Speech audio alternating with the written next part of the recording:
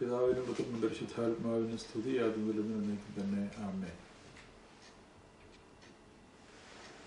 Malankara Syrian orthodox സഭയുടെ American arch diocese അഭിനന്ദ പിതാവായ എൽദോസ് മാർ തീത്തോസ് മെത്രാപ്പോലീത്തായുടെ നേതൃത്വത്തിൽ ജനംതോറും വളർന്നു വരുന്നു എന്നുള്ളതോർത്ത് ദൈവത്തെ മഹത്വപ്പെടുത്തുന്നു. ഈ ഭദ്രാസനത്തിൻ്റെ വളർച്ചയ്ക്കും ഇതിൻ്റെ ഉന്നമനത്തിനും ഇതിൻ്റെ ആത്മീയ അഭിവൃദ്ധിക്കുമായി ഹോരാത്രം അഭിനന്ദ പിതാവിനോട് ചേർന്ന് അധ്വാനിക്കുന്ന എല്ലാവരെയും ഈ സമയത്ത് നന്ദിയോടുകൂടെ ഓർക്കുന്നു.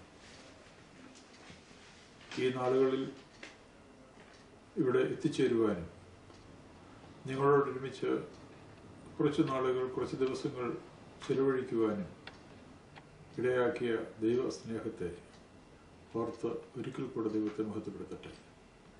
അനുഗ്രഹിക്കപ്പെട്ടവരെ, ഈ ഭദ്രാസനത്തിൻ്റെ ആഭിമുഖ്യത്തിൽ മലങ്കര TV എന്ന പേരിൽ ഒരു ഇൻ്റർനെറ്റ് TV പാതിരർക്കാ ദിനത്തോടനുബന്ധിച്ച് ഉദ്ഘാടനം നടത്തപ്പെടുകയും അത് ദൈവമക്കളുടെ ആത്മീയ അഭിവൃദ്ധിക്കും വിശ്വാസത്തിൻ്റെ സ്ഥിരതയ്ക്കുമായി പ്രയോജനപ്പെടുത്തി വരികയും ചെയ്യുന്നു എന്നുള്ളത് ഏറെ സന്തോഷകരമാണ്. ശാസ്ത്രത്തിൻ്റെ പുരോഗതി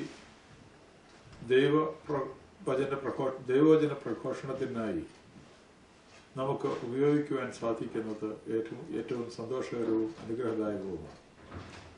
എല്ലാവിധ നന്മകളും അതിനോട് ചേർന്ന് നിന്ന് പ്രവർത്തിക്കുന്ന എല്ലാവർക്കും ഈ സമയത്ത് നേരുകയും പ്രത്യേകം ദൈവസന്നിധിയിൽ അവരെ സമർപ്പിച്ച് പ്രാർത്ഥിക്കുകയും ചെയ്യട്ടെ.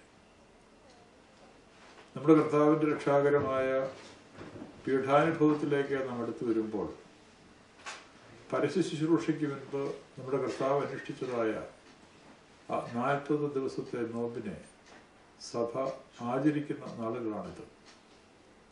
നോമ്പിൻ്റെ നാളുകൾ ആത്മസംയമനത്തിനും ദൈവാവബോധത്തിനും ദൈവത്തോട് ചേർന്ന് നിന്നുകൊണ്ട് നമ്മുടെ ജീവിതത്തെ ക്രമീകരിക്കുന്നതിനുമായി നാം പ്രയോജനപ്പെടുത്തി വരുന്നു. സുറിയാനി സഭയിൽ പുണ്യപ്പെട്ട പിതാക്കന്മാർ പഠിപ്പിച്ചിട്ടുള്ള ക്രമീകരണങ്ങളും നമുക്ക് ഉപദേശിച്ചു തന്നിട്ടുള്ളതായ മാർഗങ്ങളും അനുസരിച്ച്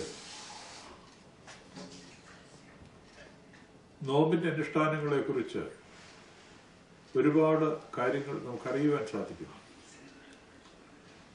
പരിശുദ്ധ സഭയുടെ നമസ്കാര പുസ്തകങ്ങളിൽ നോമ്പിനെക്കുറിച്ച് വളരെ വ്യക്തമായിട്ട് പ്രതിപാദിക്കുന്നുണ്ട്. എന്നാൽ ഇന്ന് നോമ്പ് പലപ്പോഴും അതിൻ്റെ പൂർണ്ണതയിൽ കാണാതെ ആഹാരത്തെ വെടിയുന്ന, അതല്ലെങ്കിൽ ഏതെങ്കിലും ഇഷ്ടഭോജനങ്ങളെ വെടിയുന്ന ഒരു അവസ്ഥയിലേക്ക് എത്തിച്ചേർന്നിട്ടുണ്ട്. യൂറോപ്യൻ രാജ്യങ്ങളിൽ നോമ്പ് ആചരിക്കുക എന്നത് ചോക്ലേറ്റ് ഉപേക്ഷിക്കുക, അതല്ലെങ്കിൽ ഇഷ്ടപ്പെട്ട ഏതെങ്കിലും 1-2 ഭക്ഷണ പദാർത്ഥങ്ങൾ ഉപേക്ഷിക്കുക എന്നൊരു നിലയിലാണ്. അതിൻ്റെ ഒരു പ്രസരിപ്പ് നാട്ടിലും മറ്റെല്ലാ പ്രദേശങ്ങളിലും അത് ഇപ്പോൾ കണ്ടുവരുന്നുണ്ട്. മാംസവും മത്സ്യവും ഉപേക്ഷിച്ചാൽ നോമ്പായി, അതല്ലെങ്കിൽ നോമ്പിൻ്റെ ഏറ്റവും ഉപരിപ്ലവമായ ചില കാര്യങ്ങൾ അനുഷ്ഠിക്കുന്നതുകൊണ്ട് നോമ്പായി എന്ന് ചിന്തിക്കുന്ന ഒരു രീതിയുണ്ട്.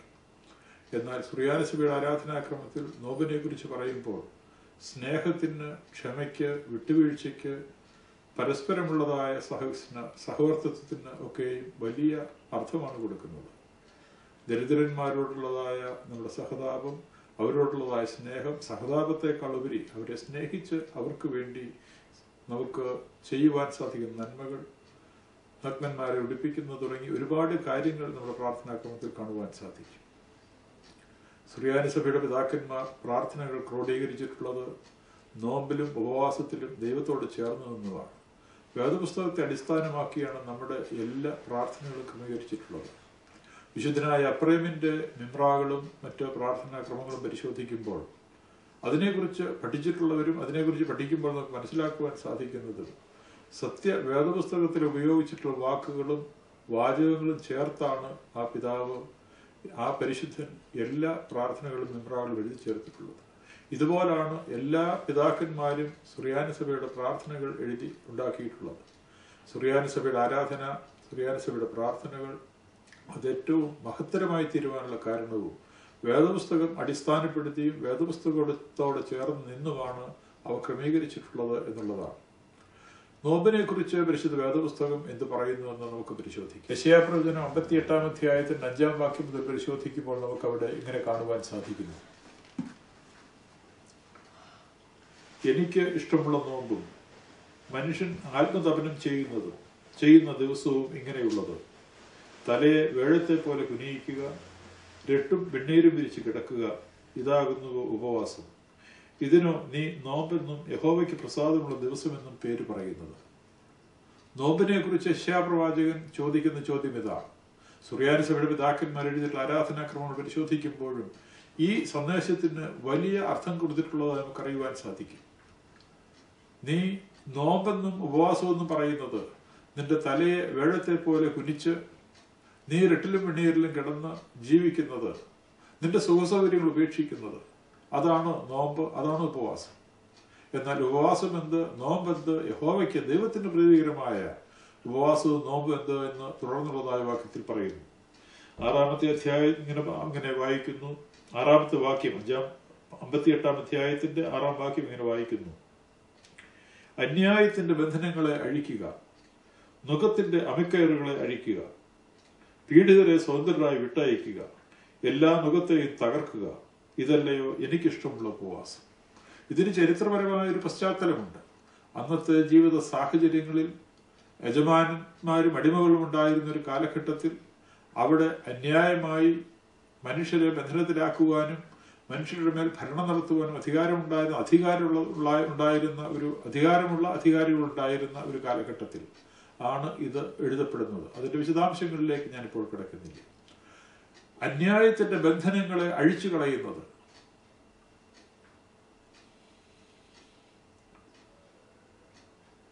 നുകത്തിന്റെ അമിക്കയറുകളെ പൊട്ടിച്ചെറിയുന്നത്, പീഡിതന്മാരെ സ്വതന്ത്രമായി വിട്ടയക്കുന്നത്, എല്ലാ നുകത്തെയും തകർക്കുന്നത്, ഇതല്ലയോ എനിക്കിഷ്ടമുള്ള ഉപവാസം. ഇതാണ് യഹോവയായ ദൈവം സംസാരിക്കുന്നത്. തുടർന്ന് 7-ാം വാക്യത്തിൽ ഇങ്ങനെ വായിക്കുന്നു: വിശപ്പുള്ളവന് നിന്റെ അപ്പം നുറുക്കിക്കൊടുക്കുന്നതും അലഞ്ഞു നടക്കുന്നതായ സാധുക്കളെ നിന്റെ വീട്ടിൽ ചേർത്തുകൊള്ളുന്നതും, നഗ്നനെ കണ്ടാൽ അവനെ ഉടുപ്പിക്കുന്നതും, നിന്റെ മാംസരക്തങ്ങളായിരിക്കുന്നവർക്ക് നിന്നെ തന്നെ മറയ്ക്കാതിരിക്കുന്നതുമല്ലയോ. യഹോവയ്ക്ക് ഇഷ്ടമുള്ള നോമ്പിനെ കുറിച്ച് പറയുന്നത് അങ്ങനെയാണ്. ഒന്ന്, അന്യായത്തിന്റെ ബന്ധനങ്ങളെ അഴിക്കുന്നത്; മറ്റൊന്ന്, സാധുവിനെയും പരദേശിയെയും കാത്തുകൊള്ളുന്നത്, നിന്റെ വീട്ടിൽ ചേർത്തുകൊള്ളുന്നത്. നമ്മുടെ ജീവിതത്തിൽ നമുക്ക് ദൈവം നൽകിയിട്ടുള്ളതായ അനുഗ്രഹങ്ങൾ, നമുക്ക് ദൈവം നൽകിയിട്ടുള്ളതായ നന്മകൾ, നമുക്ക് ദൈവം നൽകിയിട്ടുള്ളതായ സുഖസൗകര്യങ്ങൾ, അത് അവയില്ലാത്തവനുമായി പങ്കുവയ്ക്കുവാൻ സാധിക്കുമ്പോഴാണ് നമ്മുടെ ഉപവാസം അർത്ഥപൂർണമായി തീരുന്നത്. ഇന്നത്തെ യുവതലമുറ നോമ്പിലേക്ക് വളരെയധികം ആകർഷിക്കപ്പെട്ടിട്ടുണ്ട് എന്നും ഒരുപാട് ആളുകൾ നോമ്പ് ആചരിക്കുന്നവരായി മുൻകാലങ്ങളെക്കാൾ കൂടുതൽ ആളുകളെ നോമ്പ് ആചരിക്കുന്നവരായി കാണുവാൻ സാധിക്കുമെന്നും പറയുന്നു. ഞാൻ ഈ നോമ്പ് പിടിക്കുന്നതിന് മുൻപ് എൻ്റെ ഇടവകയിലെ, ഞാൻ ജനിച്ചു വളർന്ന എൻ്റെ ഇടവകയിലെ 2-3 ചെറുപ്പക്കാരുമായി സംസാരിക്കുവാൻ ഇടവന്നു. ആ സമയത്ത് അവർ വളരെ സന്തോഷത്തോടെ പറയും, നോമ്പിന് വേണ്ടി ഞങ്ങൾ കാത്തിരിക്കുകയാണ്. എനിക്കത് കേട്ടപ്പോൾ ഒത്തിരി സന്തോഷം തോന്നി. അപ്പോൾ ഞാൻ ചോദിച്ചു, നിങ്ങൾ എല്ലാ വർഷവും നോമ്പ് കൃത്യമായി ആചരിക്കുന്നവരാണോ? നീ എത്ര നാളായിട്ട് അങ്ങനെ ചെയ്യുന്നുണ്ടെന്ന് ചോദിച്ചപ്പോൾ, ഞാൻ 2-3 വർഷമായി നോമ്പ് വിടാതെ മുഴുവൻ ദിവസവും നോമ്പ് ആചരിക്കുന്നുണ്ട്. അത് കേട്ട് സന്തോഷിച്ച എന്നോട് അവൻ തുടർന്ന് പറഞ്ഞത്, 1 വർഷം മുഴുവൻ മത്സ്യവും മാംസവും കഴിച്ച് ശരീരത്തിൽ ഒന്നുകൂടിയിട്ടുള്ളതായ കൊഴുപ്പ് കളയുവാൻ ഹൃദയത്തിന്റെ ആരോഗ്യത്തിന് ഈ കാലം നല്ലതാണെന്നാണ്. അത്ര ലാഘവത്തോടുകൂടെ അവിടെയും സ്വാർത്ഥത കാണുവാൻ സാധിക്കുന്ന നിന്റെ ആരോഗ്യം സംരക്ഷിക്കുവാൻ വേണ്ടി നോമ്പ് നോക്കും. അതല്ല ദൈവം ആഗ്രഹിക്കുന്നത്. നിനക്കുള്ളതിൽ നിന്ന് മറ്റുള്ളവർക്ക് പങ്കുവെക്കുന്നതാണ് നോമ്പ്. നീ നോമ്പ് നോക്കുമ്പോൾ നീ മിച്ചം വയ്ക്കുന്നത് മറ്റുള്ളവർക്ക് പങ്കുവെക്കുവാൻ വേണ്ടിയാണ്. യഹോവയ്ക്ക് ഇഷ്ടമുള്ളതായ നോമ്പ്, ദൈവത്തിന് ഇഷ്ടമുള്ള നോമ്പ് പരദേശിയെ ചേർത്തുകൊള്ളുന്നതാണ്, ദരിദ്രനെ സംരക്ഷിക്കുന്നതാണ്, നഗ്നനെ ഉടുപ്പിക്കുന്നതാണ്. ആ വിധത്തിൽ നമുക്ക് നോമ്പിനെ കാണുവാൻ സാധിക്കും. പുരോഹിതന്മാർക്ക് വേണ്ടി സഭ ക്രമീകരിച്ചിട്ടുള്ളതായ കനോന നമസ്കാരത്തിൽ, വ്യാഴാഴ്ച നമസ്കാരത്തിൽ ഇങ്ങനെ പറയുന്നു: കൃഷിക്കാരന്റെ അടുക്കിലേക്ക് നിലം വന്നിട്ടല്ല കൃഷി ഇറക്കുന്നത്, പ്രത്യേക വിത്തുമായി കൃഷിക്കാരൻ നിലത്തേക്ക് ചെന്നിട്ട് നിലത്തെ ഒരുക്കി കൃഷി ചെയ്യുകയാണ്. ഇതുപോലെ ദരിദ്രൻ നിന്റെ അടുക്കിലേക്ക് വന്നിട്ടല്ല നീ അവനെ സഹായിക്കേണ്ടത്, പക്ഷെ നിനക്കുള്ളതുമായി നീ ദരിദ്രന്റെ അടുക്കിലേക്ക് ചെന്ന് അവനെ സഹായിക്കുക അത്ര വേണ്ടത്. അതുപോലെ ദരിദ്രനെ അന്വേഷിച്ചിറങ്ങി ചെല്ലുവാൻ, നമ്മേക്കാൾ ബുദ്ധിമുട്ടുകളും പ്രയാസവും ഉള്ളവരുടെ അവസ്ഥയിലേക്ക് മനസ്സുകൊണ്ട് ഇറങ്ങിച്ചെല്ലുവാൻ നമ്മെ അന്തരാത്മാവ് പ്രേരിപ്പിക്കുന്ന അവസ്ഥയിലായിരിക്കണം നോമ്പ് നോക്കുന്നത്. കൊളസ്ട്രോൾ കുറയ്ക്കുവാനും ശരീരത്തിൻ്റെ ആരോഗ്യം സംരക്ഷിക്കുവാനും സൗന്ദര്യം വീണ്ടെടുക്കുവാനുമായി നോക്കുന്നത് സ്വാർത്ഥതയാണ്. ദൈവസന്നദ്ധിയിൽ നമുക്കുള്ളതിനെ സമർപ്പിച്ച് ദൈവവുമായി, ദൈവത്തിൻ്റെ ജനവുമായി, ദൈവത്തിൻ്റെ സന്നിധിയിൽ പീഡിതരും ക്ലേശിതരുമായവരുമായി നമുക്ക് അത് പങ്കുവയ്ക്കുവാൻ സാധിക്കുന്നതാണ് നോമ്പ്. വേദപുസ്തകം ആദിയോടന്തം പരിശോധിക്കുമ്പോൾ നമുക്കൊരു സത്യം മനസ്സിലാക്കുവാൻ സാധിക്കും. ദൈവം ഒരിക്കലും നിഷ്പക്ഷവാനല്ല. പ്രത്യുത അവൻ എപ്പോഴും ദരിദ്രരോട് പങ്കുചേരുന്നവനാണ്, വിഷമിക്കുന്നവരോട് പങ്കുചേരുന്നവനാണ്. ദരിദ്രനായ ഒരു മനുഷ്യനെ നിന്റെ കയ്യിൽ സാമ്പത്തിക സ്ഥിതിയുള്ളപ്പോൾ, നിനക്ക് ജീവിക്കുവാൻ അവനേക്കാൾ അധികമുള്ളപ്പോൾ നിനക്ക് അവനെ കാണുവാൻ സാധിച്ച ഒരു കാര്യം മറക്കരുത്. പിതാക്കന്മാർ പറയുന്നത്, ദൈവത്തിന്റെ സമ്പത്തിന്റെ വിചാരകനായിട്ട് നിന്നെ ആക്കിയിരിക്കുന്നത് കൊണ്ടാണ് നിന്റെ കയ്യിൽ പണം ഉണ്ടായത്. അല്ലെങ്കിൽ നീ സമ്പന്നനാകുമ്പോൾ നിന്റെ ഉത്തരവാദിത്വം ദൈവസന്നിധിയിൽ നിന്നുള്ളത് നീ കാര്യവിചാരകനാണ് എന്നുള്ളതാണ്. ആ വിധത്തിൽ സാധുവിനെ കാണുവാനായിട്ട് നമുക്ക് സാധിക്കണം. നമ്മുടെ കർത്താവിന്റെ 40 ദിവസം നോമ്പിനെ കുറിച്ച് ഞാൻ ആദ്യമേ സൂചിപ്പിച്ചുവല്ലോ. പരസ്യ ശുശ്രൂഷ ആരംഭിക്കും മുൻപ് കർത്താവ് 40 ദിവസം നോമ്പ് നോറ്റു. തുടർന്ന് താൻ വളർന്നതായ നസറേത്തിലെ സിനഗോഗിൽ ചെന്നു. ലൂക്കോസിന്റെ സുവിശേഷം 4-ാം അധ്യായത്തിന്റെ 18-ാം വാക്യത്തിൽ പറയുന്നു, താൻ അവിടെ ചെന്ന് വായിപ്പാൻ പുസ്തകമെടുത്ത് താൻ വായിക്കുകയാണ്. ബദ്ധന്മാർക്ക് വിടുതലും കുരുടന്മാർക്ക് കാഴ്ചയും നൽകുവാൻ കർത്താവിന് അഭിഷേകം ചെയ്യുകയാൽ അവന്റെ ആത്മാവ് എൻ്റെ മേലുണ്ട്. തുടർന്ന് വായിക്കുന്ന ഭാഗത്ത് ഇപ്പോൾ യെശയ്യാപ്രവചനത്തിന്റെ 58-ാം അധ്യായത്തിൽ പറഞ്ഞിരിക്കുന്നത് പോലെ ബന്ധനസ്ഥന്മാരെ വിടുവിച്ചയക്കുവാൻ, അന്യായത്തിന് കയറുകൾ അഴിക്കുവാൻ ആണ് കർത്താവ് വന്നിട്ടുള്ളത് എന്ന് അവിടെ രേഖപ്പെടുത്തിയിരിക്കുന്നു. യെശയ്യാപ്രവചനം 61-ാം അധ്യായത്തിൽ 1 മുതൽക്കുള്ളതായ വാക്യങ്ങളാണ് കർത്താവ് വായിച്ചത്. അവിടെ ദരിദ്രന്മാരോടുള്ളതായ ഐക്യദാർഢ്യം, വേദനിക്കുന്നവരോടുള്ളതായ ഐക്യദാർഢ്യം, നഗ്നരോടുള്ള പ്രയാസത്തിലായിരിക്കുന്നവർ എല്ലാവരോടും ചേർന്ന് നിന്നുകൊണ്ട് പ്രവർത്തിക്കുവാൻ കർത്താവ് തന്റെ ദൗത്യത്തെ, തന്റെ പരസ്യ ശുശ്രൂഷാ കാലത്തെ ആ വിധത്തിൽ ഉപയോഗിക്കുവാൻ പോകുന്നു എന്നുള്ളതിന്റെ ഒരു ദർശനമാണ് അവിടെ കാണുവാൻ സാധിക്കുന്നത്. ലൂക്കോസിന്റെ സുവിശേഷം 4-ാം അധ്യായത്തിന്റെ 18-ാം വാക്യത്തിൽ നാം ഇങ്ങനെയാണ് വായിക്കുന്നത്, ദരിദ്രന്മാരോട് സുവിശേഷം അറിയിക്കുവാൻ കർത്താവിന് അഭിഷേകം ചെയ്യുകയാൽ അവന്റെ ആത്മാവ് എൻ്റെ മേലുണ്ട്. ബദ്ധന്മാർക്ക് വിടുതലും കുരുടന്മാർക്ക് കാഴ്ചയും പ്രസംഗിക്കുവാനും പീഡിതരെ വിടുവിച്ചയക്കുവാനും കർത്താവിന് പ്രസാദവർഷം പ്രസംഗിക്കുവാനും എന്നെ അയച്ചിരിക്കുന്നു. ആ ഭാഗമാണ് കർത്താവ് വായിക്കുന്നത്. അത് വേദശാസ്ത്ര ലോകം പറയുന്നത് കർത്താവിന്റെ മാനിഫെസ്റ്റോ ആയിട്ടാണ്. കർത്താവിന്റെ പ്രവർത്തനത്തിന്റെ പ്രകടന പത്രികയാണ് അവിടെ. പരസ്യ ശുശ്രൂഷ ഏത് ദിശയിലാണ് പോകുന്നത് എന്നാണ് അവിടെ കാണിക്കുന്നത്. അത് ആ വിധത്തിൽ തന്നെ കർത്താവിനെ കാണിക്കുവാൻ, ആ നിവർത്തിക്കുവാൻ കർത്താവ് ശ്രദ്ധിക്കുകയും ചെയ്തു. പിതാവായ ദൈവത്തിന്റെ ഇഷ്ടം പ്രവർത്തിക്കുവാൻ ഭൂമിയിൽ വന്നവൻ ദരിദ്രന്മാരോട് സുവിശേഷം അറിയിച്ചു, ബദ്ധന്മാരെ വിടുവിച്ചയച്ചു, അവൻ രോഗികളെ സൗഖ്യമാക്കി, ആലംബരായവർക്ക് അവൻ എപ്പോഴും സഹായിയായിരുന്നു, സമൂഹത്താൽ വെറുക്കപ്പെട്ടവരോട് ചേർന്ന് നിന്നു. അതുപോലെ പക്ഷം ചേർന്ന് നിന്നുകൊണ്ട് ദരിദ്രരുടെയും പാവപ്പെട്ടവന്റെയും അഭിവൃദ്ധിക്ക് വേണ്ടി, അഭ്യുന്നതിക്ക് വേണ്ടി സമൂഹമായി, വ്യക്തിപരമായി, കുടുംബങ്ങളായി, സഭയായി പ്രവർത്തിക്കുവാനുള്ള നമ്മുടെ ഉത്തരവാദിത്വത്തെ നമ്മെ പുനരോർമ്മിപ്പിക്കുന്നതായിരിക്കണം ഈ നോമ്പ് കാലഘട്ടം.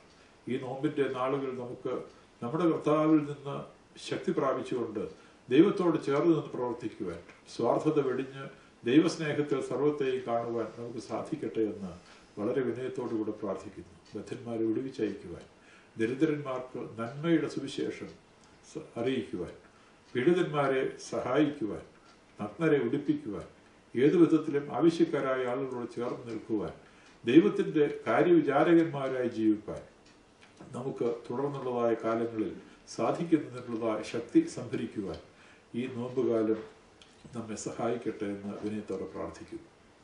അനുഗ്രഹിക്കപ്പെട്ടവരെ, നോമ്പിന്റെ നാളുകൾക്ക് ശേഷം വരുന്ന പീഠാനുഭവത്തിന്റെ നാളുകൾ നമ്മുടെ കർത്താവിന്റെ രക്ഷാകരമായ ക്രൂശ് മരണത്തെയും നമ്മുടെ കർത്താവിന്റെ കബറടക്കത്തെയും പുനരുത്ഥാനത്തെയും സ്വർഗാരോഹണത്തെയും ഓർമ്മിപ്പിക്കുന്ന നാളുകളാണ്.